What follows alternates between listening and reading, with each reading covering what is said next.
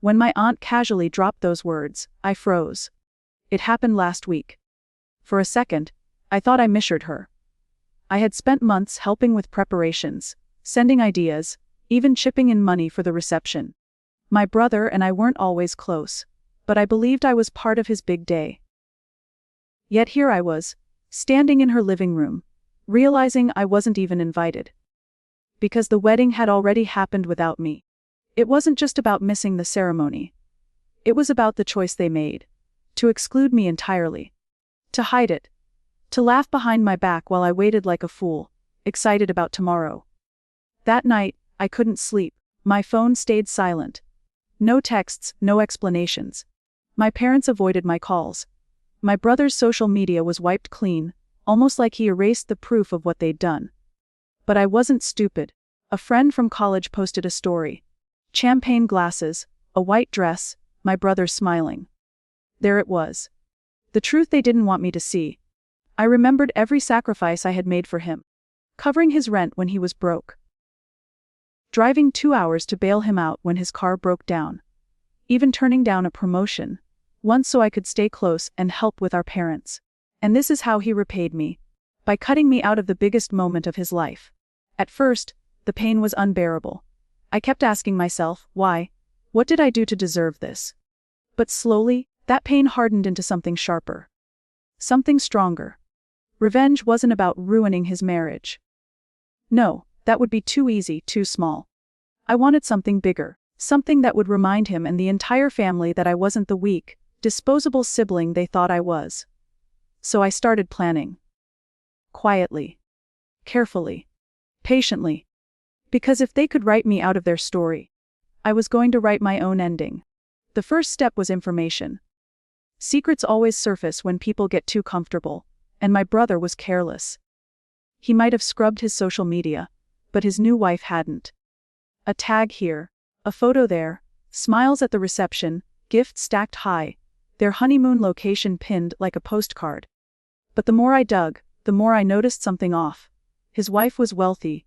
Old money, judging by the mansion she grew up in. But my brother wasn't. He had debts, heavy ones. Student loans, credit cards, even a small business loan he never told our parents about. That's when it clicked. The wedding wasn't just a celebration. It was his ticket out. He married up, and in his mind, I didn't fit the perfect picture he wanted to paint for his in-laws.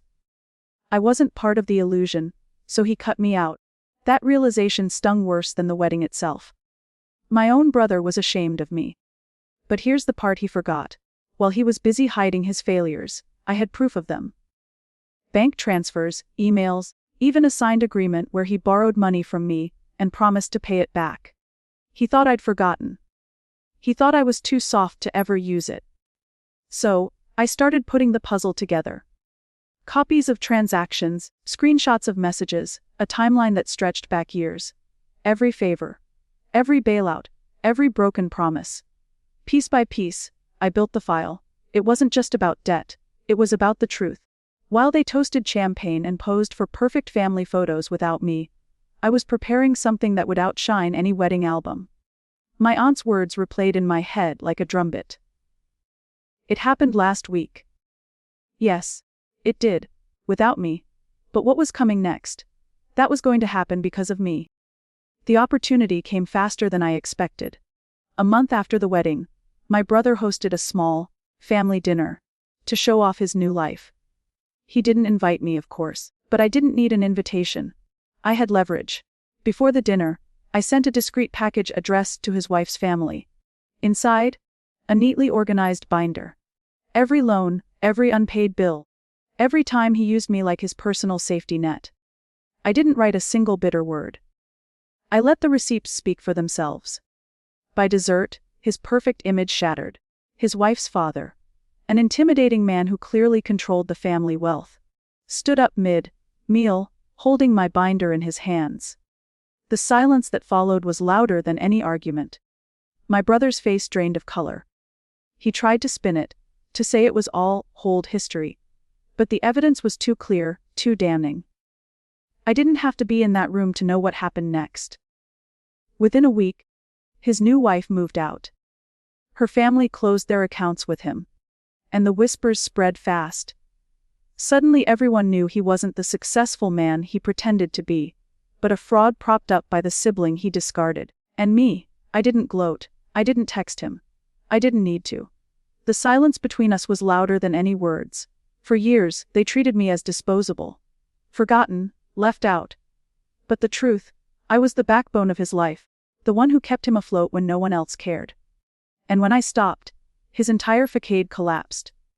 Revenge isn't always about screaming or slamming doors. Sometimes it's quiet. Precise. I didn't ruin his life. He did. I just held up the mirror and made him look. So, when people ask why I wasn't at my brother's wedding, I smile. Because the real story, it didn't end with a wedding. It ended with me finally being free.